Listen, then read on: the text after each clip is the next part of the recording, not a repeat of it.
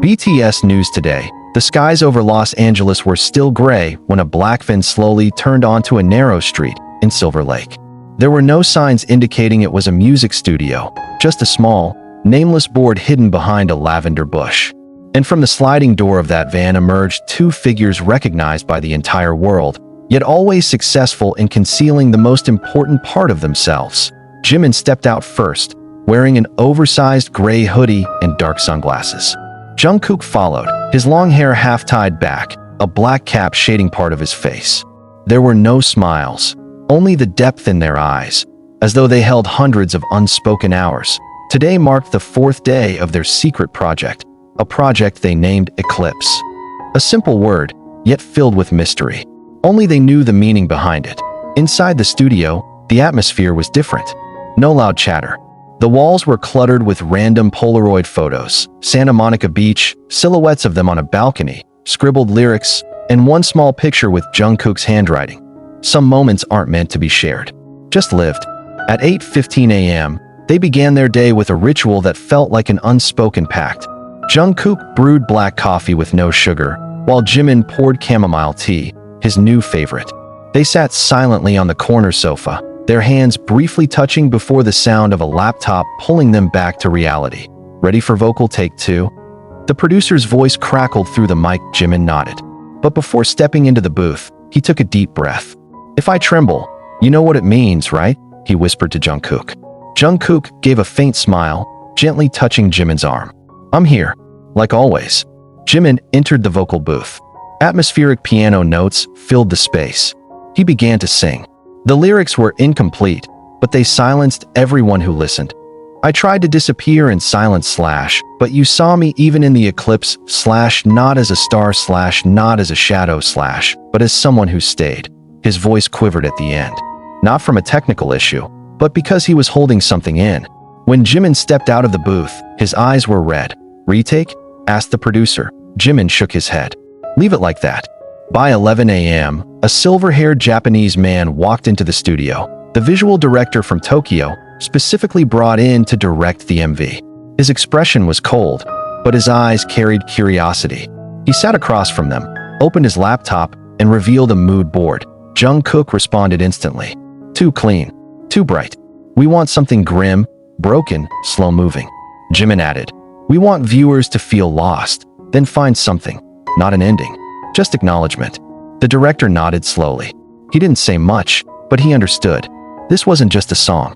It was a confession from two people who were always watched, but never truly seen. At 1 p.m., they sat on the studio rooftop. The city below seemed still. Beside Jungkook, Jimin placed a Polaroid from the previous night. A casual photo, Jungkook grinning, Jimin sticking his tongue out. But what the photo didn't show was what came after. Silence, an embrace, and two heartbeats finding sync. "Do you think people will know?" Jimin asked softly. Jungkook looked at him, not answering right away. "Even if they do, it's not their business. This song isn't about others. It's about us." At 2:30 p.m., they returned to the booth. This time, Jungkook sang Jimin's part, while Jimin attempted Jungkook's high notes. They failed over and over, but that made them laugh. Laugh until Jimin nearly cried. Laugh until Jungkook said, "We've been too serious lately. I miss us like this." As evening approached, a choreographer from Paris arrived at 5 p.m., carrying sketches of hand movements and expressions. "Your movements don't need to be complex, but they must be meaningful," he said. Jimin and Jungkook began rehearsing. Their hands met in the air, crossed, distanced, then pulled back together, as if the dance was telling everything they couldn't express in words. Sometimes too close, sometimes pulled apart, but always with a gravity pulling them back. By 7:30 p.m., they arrived at an old art gallery downtown. It was empty, just blank walls and pale yellow lighting. In the center stood a large, untouched canvas. "This is our secret room," Jimin whispered. Next week, they would shoot scenes here. No big crew, just them, one camera, and a painting they would complete together. At 9 p.m., they sat on the gallery's back balcony. Each wore one earphone. The raw track of their song played, unfinished but already alive. "I'm scared this song is too honest," Jimin said. "I hope it is," Jungkook replied. We're really going to keep going like this?" Jungkook turned, locking eyes with him. "As long as you still want to stand beside me." Jimin nodded slowly and rested his head on Jungkook's shoulder. The night fell gently.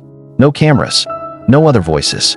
Just two hearts beating in sync, in a city too big for small secrets like love and truth. Elsewhere, someone posted a tweet. Rumor: Jungkook and Jimin spotted at an empty gallery tonight. What are they hiding? They weren't hiding anything. They were just living. In silence. In their own eclipse, they returned to their temporary home, a private villa in Beverly Hills, rented under an alias. There were no signs global icons were living there. No guards. No noise. Just two pairs of shoes placed side by side at the door. Jimin entered first, pulling open the large curtains in the living room, letting moonlight flood the space. Jungkook followed, placed his laptop on the table, and without a word, played their earlier recording. They sat on the floor, backs against the wall, listening in the dark. Their voices intertwined, answering each other. No full instruments, just a guitar and their breath woven into the track. "Your part at 2:16, Jimin murmured. "Why do you sound like you're holding back tears?" Jungkook turned, smiling faintly. "Because you were outside the studio, and I heard you quietly crying. I just sang what you were holding in." Silence. The words lingered between them like a whisper that both hurt and healed. Jimin closed his eyes. "If this song gets released, everyone will see a side of us they've never seen." Jungkook nodded slowly. "Maybe it's time." Suddenly, Jimin's phone vibrated. Not from HYB, not from a manager, but from a contact labeled Moonlight Project, known only to the two of them. A message appeared. "Recording succeeded today, but visual info from the gallery leaked. Someone's watching." Jimin froze and showed the message to Jungkook. Jungkook stared at it, eyes sharpening. He stood, walked to the kitchen, turned on the kettle for tea, and said, "They always think we'll stay quiet. But this time, we control the narrative." At 11:45 p.m., they did something they had planned for weeks, something even HYB didn't know about. They recorded a short confession video, just for themselves. In front of a small camera on a tripod, Jimin sat first. He stared directly into the lens. No smile, no makeup. "I'm Park Jimin. Today, July 28th, 2025, we've completed 80% of Project Eclipse. This song isn't about hype. It's not about pleasing anyone.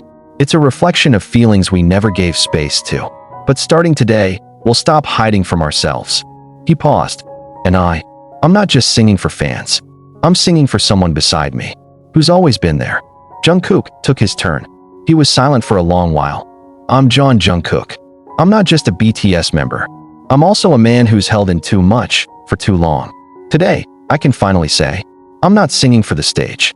I'm singing for the voice that's always held me, even when the world had no idea." They turned off the camera, unsure if the video would ever be shared. But they knew one thing. The world would soon meet their most honest selves. At 1:10 a.m., they sat on the second-floor balcony. The night air was calm, but not entirely safe. In the distance, someone stood too long at the end of the street, too still, too suspicious.